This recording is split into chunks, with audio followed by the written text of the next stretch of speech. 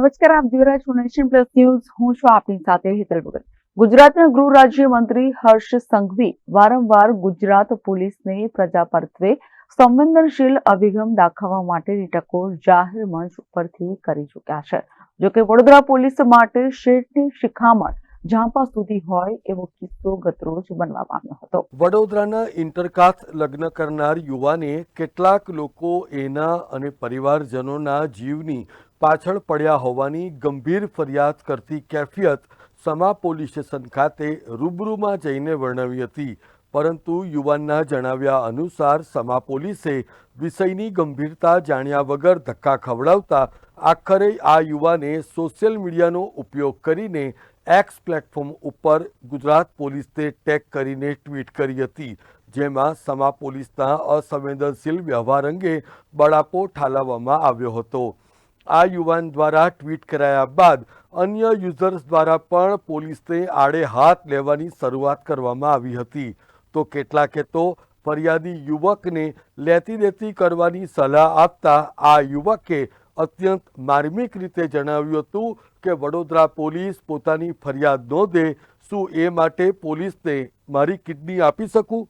વારંવારના ધક્કાથી ત્રાસેલ આ ટેકી યુવાને આખરે વડોદરા પોલીસને શાંતિથી મરવા માટે છોડી દેવાની અરજ ગુજારી હતી. અને જોતામાં ગુજરાત પોલીસના સત્તાવાર હેન્ડલ પરથી વડોદરા પોલીસને આ ફરિયાદી યુવાનની ફરિયાદ તાત્કાલિક લઈને તેની જાણકારી ગુજરાત પોલીસ અને ફરિયાદીને કરવા માટેનો આદેશ થતાં વડોદરા પોલીસ દોડતી થઈ ગઈ હતી. ચોક્કસ કારણોથી ફરિયાદી અને એના પરિવારજનોને મારી નાખવાની ધમકી આપનારાઓ વિરુદ્ધ ફરિયાદ નહીં નોંધનાર સમા પોલીસની નીતિ રીતિ સામે પણ શંકા ઉપજી હતી.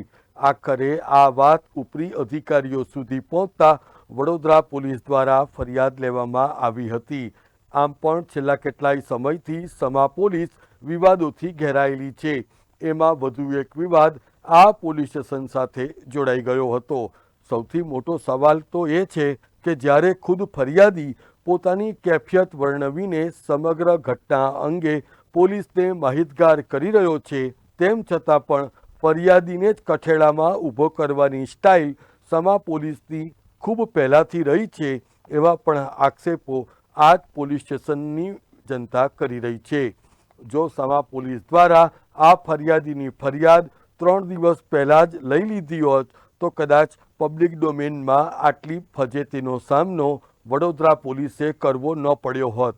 પરંતુ અબ ક્યા હોવત હૈ જબ ચીડિયા ચુગ ગઈ ખેત. Bureau report, Nation Plus News, Vadodara. સમાચારોના સતત અપડેટ મેળવવા માટે અમારી નેશન પ્લસ ન્યૂઝની યુટ્યુબ ચેનલને સબસ્ક્રાઇબ કરો, બેલ આઇકન દબાવો અને જોડાયેલા રહો ફેસબુક, ઇન્સ્ટાગ્રામ અને ટ્વિટર પર.